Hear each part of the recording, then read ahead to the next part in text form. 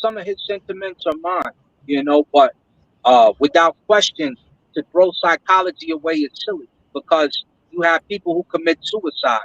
And if we deal with materialism and supposed science, why are you committing suicide when your body's perfectly fine? Why are you getting deja vus if everything is materialism? You shouldn't be able to see a future in a place you've never been to. So there's certain things that science still can't explain. Uh, the double slit experiment when Einstein said spooky matter is over there, which leads us to quantum physics and double bodies now, things of that nature. You're not going to really get around it.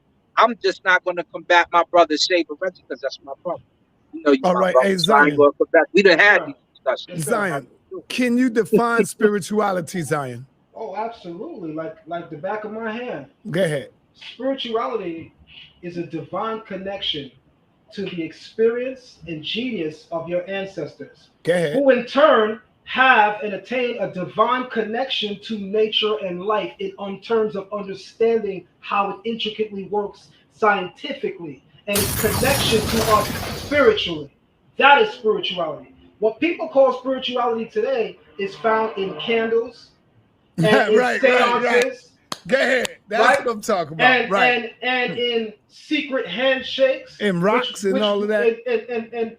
and there's some genius there when understood as well. But for the most part, it's the material nature of religion that has pervaded what people are trying to call spirituality today. That would give reason to a person like Saber Reggie saying, "Listen, Crystals and I all can that. look at Egypt historically, and I can see where they were talking about spirituality. But this stuff we talking today is pseudo. That's not spirituality." And I think that's what Reggie and Uncle is talking about, and they are not clearing it up. Reggie, give us your definition and understanding of spirituality, brother. Define that for us, Um, according to your okay, because understanding. we're having a debate. Yeah, because we're having a debate, and I do respect Zion Lex, right? I do respect his research skills. I hope Zion Lex stays on the sideline, Back right? the Because I camera up a think it little bit, will Reggie. Back help the his camera work. up a little bit. Back your camera up a little bit. You're too I close. think it will. We don't want to look up your nose, brother. I think I think it will help Zion Lex. I think what Professor Small and Kaba, what they first of all, they're going to agree with me when I finish, right? Ooh, Second, okay. Zion Lex made the part that I listened to with Zion Lex. One thing Zion Lex is, he gave a great analogy of the bow and the arrow. That most people create the target first and then shoot the bow instead of shooting the bow at the target, right? What I mean is that Zion Lex many years ago got in trouble because he asked the great elders to source up. He got into a lot of trouble, right? Um, these elders, they have been of another generation, and I know who their teachers are. But Dr. Reggie, when Clark. you say source up, aren't they all the source? No, they're absolutely not the source, and I Okay. know why they're not the source. They're the source of their own experiences. But I was there when two of both Dr. Clark, I mean Dr. Brother Small and Dr. And Brother Kaba were being taught. So I was there as watching my teachers get taught by Dr. Clark and Dr. Ben and Dr. Leonard Jeffries, right? So with that, now they have their own experiences, but that experiences don't necessarily mean that that is the end all. That is their experiences. And many of people should know that I did work with Dr. Kaba for some of his chapters on his book on spirituality as science. So you should know that. You should know that as a researcher, right? And that should chill you, right? So I think you need to shuffle your deck about people, because when a researcher helps a person who writes a book, you need to formulate yourself. But I think that Zion Lex, brother Zion Lex, uh, why don't you, in your spare time, look up how spirituality came to be? And you, as a researcher, will find it really quickly and you will know where I come from. But I will say this: African people did not believe in spirituality. That's not what they believed in, right? They believed in another related term, but not the same, called animism.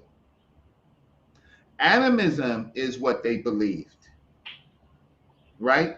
Now, spirituality comes later without me giving up all my hand, right?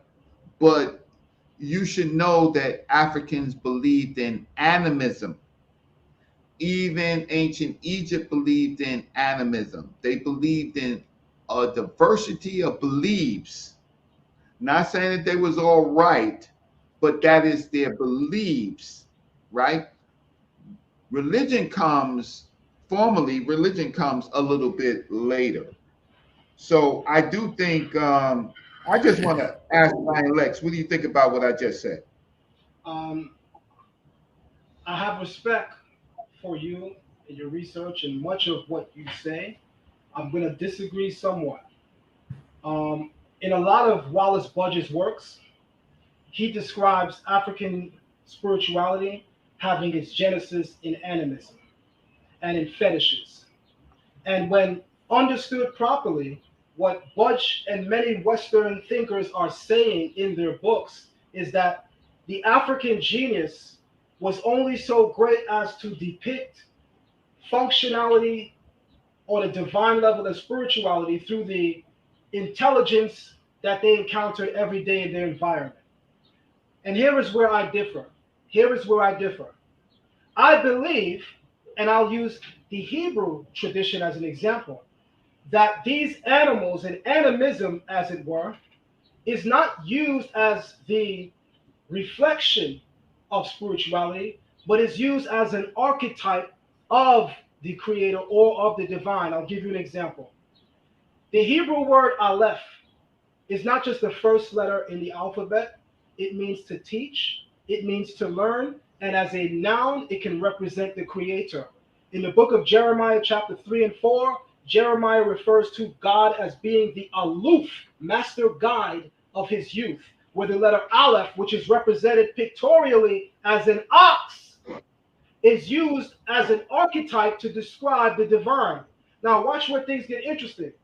In several cultures, you find bulls being used as an archetype of the divine because a bull so perfectly demonstrates this aspect of the divine in terms of being all powerful, almighty. And in our interaction with nature, where do we see that? We saw that in the bull. So we took those attributes and we began to use it as an example of a greater archetype, which we say is divine. However, that is not where it ended, because it was the example and outward manifestation of something even greater. Because when we go and cross the street to Sumer, the very word for ox is G-U-D, good or gold, from whence you get the German term God.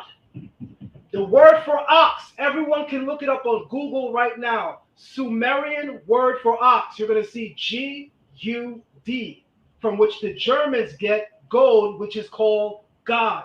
So what African genius did was it borrowed the attributes in nature and used it as an example to express the grand architect of the universe. The language, I'm speaking to a certain group right now, but more on that later, to use to speak to the grand architect of the universe, in knowing that in their attributes of power, prowess, and might is where we drew those parallels. But the European came in and said no, because the African actually thought the bull was God. But when you converse with the African said, far be it, because the bull got a mother and a father, And we don't speak of the divine as coming from anything. We speak of the divine, no matter where you take us in history, African history, as emanating from and of itself. The bull got a mommy and daddy. So the African never envisioned that the bull or the ox was God, but in its attributes of being powerful, we saw that as a perfect parallel of the grand architect on high. So where the European limits us to animism, we say the problem is in them not understanding how multifaceted and multidimensional African thinking is.